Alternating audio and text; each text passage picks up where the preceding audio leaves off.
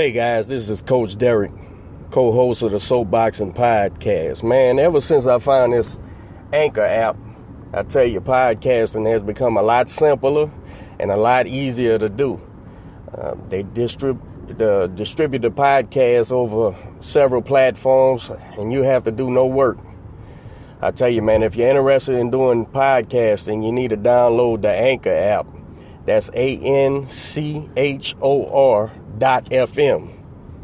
You can get started today with the Anchor app and do whatever your heart desires.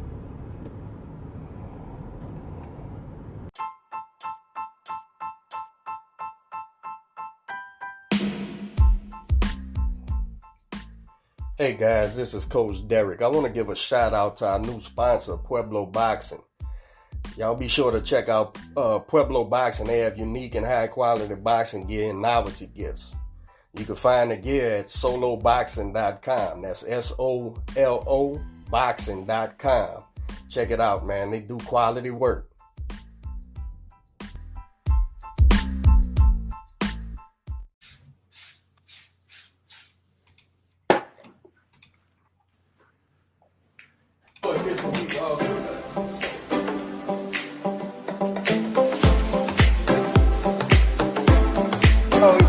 Hardware, man. S-E-A-A-B-O. Got the Latin American camera. They got some trainers say, and some fighters say, well, I don't watch videos of the guy fighting. I let the coach watch it. This, hey, man. Guys, one thing we know for sure about Wilder, he hit you clean.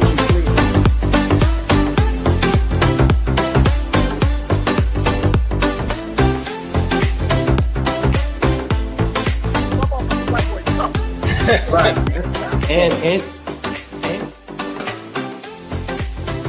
this woman whooped the whole world twice. The whole world. All right. What's going on? Facebook, YouTube. It's another episode of Soapboxing Podcast. It's a special edition, Sunday morning edition. And we are live this morning with Quinton Draw Randall. He is a friend of the show. He came on when we first started the podcast. And at that time, you had not even turned pro at the moment, did you? Nah, I wasn't pro yet. Yeah. So a lot has happened. First of all, welcome back. You look good. You got an upcoming fight at the end of the on the 17th, right? Next week. Yeah, next week. Big fight on the Lomachenko Lopez fight, man. So let's talk about it, man. How's camp been going? Catch us up, man. Bring us up to date. You're going for 7-0. So a lot has happened since the last time you've been on the show. What's been going on, my man? Man, camp has been great. I couldn't ask for it, but I think this is probably the best training camp I've ever had as a pro. And almost in my amateur career as well. Trained 3 times a day. Nice. So with my coach, Derek Collinsworth, my second, K. Karoma, and Evans, that's my strength and conditioning. It's been boxing 24/7, 7 days a week. I'm eating real good. So You getting a lot of rounds of sparring in? yeah, most definitely. Just this week alone, I got probably 30 rounds. Damn, that's a lot. Yeah, so You ready for the show then? yeah, most definitely. So 7-0, that's what we're going for. Like I mentioned, the first time you were on the show, you were about to turn pro, man. So tell us about your first 6 fights, man. What's been going on? What's happened since then? I've heard you you signed to a management team. How'd that all come to pass? Well, I'm with my manager now because K. Karoma, I was having trouble getting people to recognize me for whatever reason, even though I had fought on PBC cards, and so people was giving me a lot of just false hope, and they were selling me whoop tickets. So K sent me a guy named Peter Kahn out of Florida. Peter been in the business a long time, has a lot of connections and stuff. So I had a conversation with him on the phone just to check out his vibe, see what I like it, and I did. And Derek liked it as well, so that's who we decided to run with. Nice. What's been What's been most memorable so far about these first 6 fights? I know you've had some tough opponents. I know you fought on the Lions Dance promotion here in Houston one time, and then you've also fought in Las Vegas, and you also had a tough fight against Clay. How do you say his last name? Clay Collard. So you've had a little fun. What's been the highlight so far? The highlights, the two highlights so far as a pro was fighting on the Charlo card against Cole in Vegas, and then co-maining their first Lions only promotion card. So those been the two highlights. But my toughest fight has been Clay Collard. Most definitely been my toughest fight as a pro so far. So how do you? Go ahead. I expect my opponent this week to be a tough opponent as well, but I don't expect him to be nearly as tough as Clay. Clay's a tough boy. Yeah, I don't expect him to be nearly as tough as Clay. I think if Clay was fighting him, I think Clay will flush him. But I'll be ready. I'll be 100% ready for anything he throws at me. Now, what do we know? What do we know about this opponent? I know he's Puerto Rican. Out of where? Out of Philly. Out of Philly. So and he's also a southpaw, I believe. Correct? Yeah, he's 4-0 with 4 knockouts. He's never seen the third round before. But he ain't never fought nobody like me. And he hasn't fought any of the people that I fought. If he fought half the people that I fought, then he would have seen more than the 4th round. He possibly would have seen a couple losses. So he has experience fighting the WSB, the World Series of Boxing. Mm-hmm. Just like I have international experience. So, I mean, it's going to be a good fight. He has international experience just like I do. I have more and better international experience than he does, but that don't give me any reason to think that he's not capable of getting the job done. So it's up to me and my team to just go in there and do what we've been working on and get the job done. What do you think? What do you think this fight means to you as far as your boxing career? What do you, after you knock out, or after you knock this fight out, possibly knock out your opponent? What kind of doors do you think it's going to open? How do you see your career heading from this fight? Well, I would hope something great because I fought on PBC cards. It's my first time fighting on the top rank card. Once I win, I'm hoping they're going to like what they see and bring me back on before the year is out against another tough opponent. And I'm going to take care of him as well. And so hopefully it ends to me getting a promotion deal with him. So, but it can only get better. I mean, as long as you stay undefeated and keep grinding, you can only get better.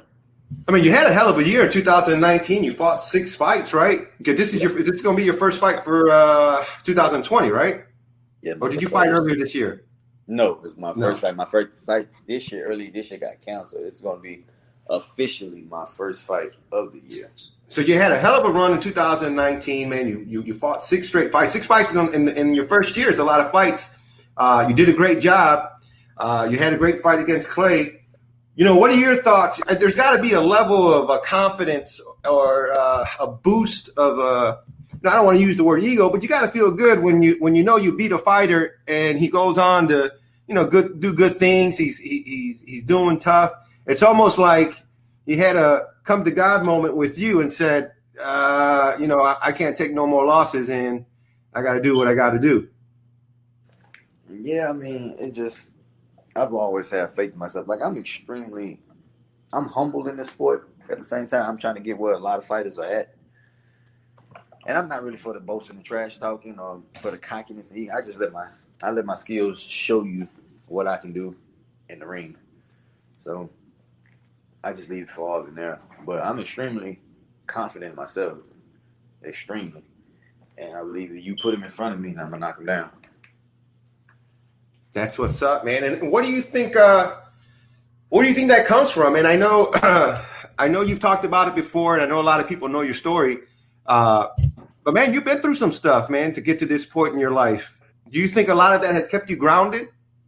Yeah, most definitely, man. I grew up a tough kid because I had tough parents who we didn't. My family never allowed softness in the family. Like, we didn't play that. Like, boys were supposed to be tough, and my mom raised us that way, and me being in the streets like I was and the life of crime, it was just, it all molded me. All the pains and trials and tribulations I had to go through in life, it molded me. And so, for those of you that follow you on Facebook, they've gotten to know the relationship that you have with your mom. It's quite a relationship. I know you guys have a lot of fun together. I know you guys like to drive each other nuts, man. And you mentioned that there was no softness allowed. How has that changed any now that you're an adult? Man,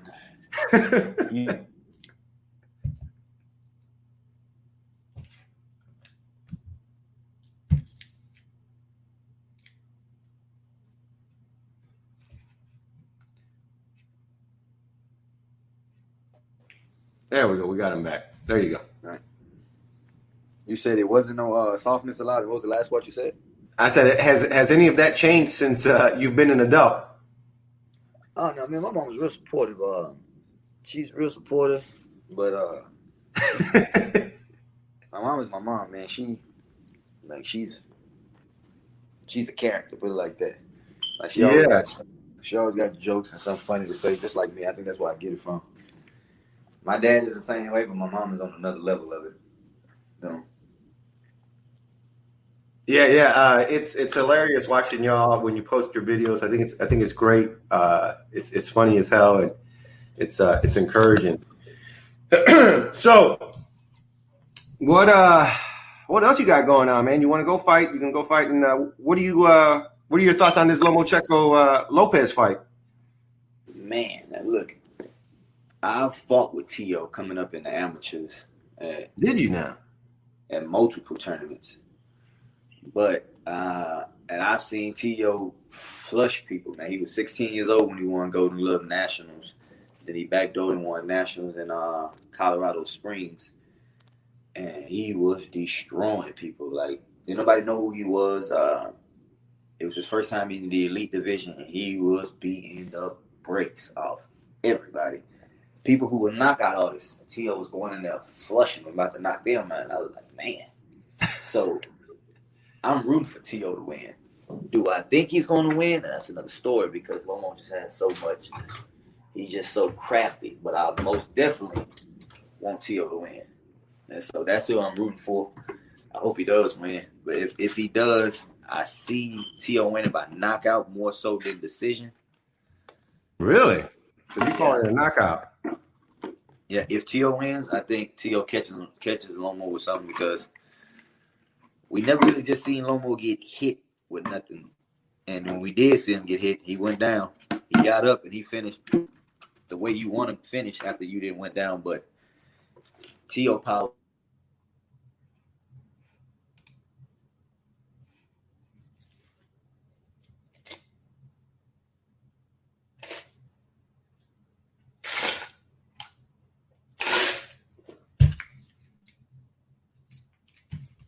Having technical difficulties. Q, let us know when you're back.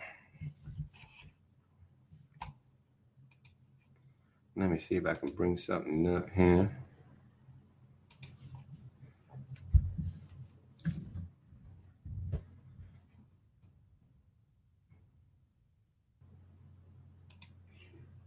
Facebook, we are live on YouTube and Instagram, I believe, as well with Soapboxing Podcast, a special Sunday edition. We are live with Quinton Quick Draw Randall as he talks about his upcoming fight in October in Las Vegas at the MGM.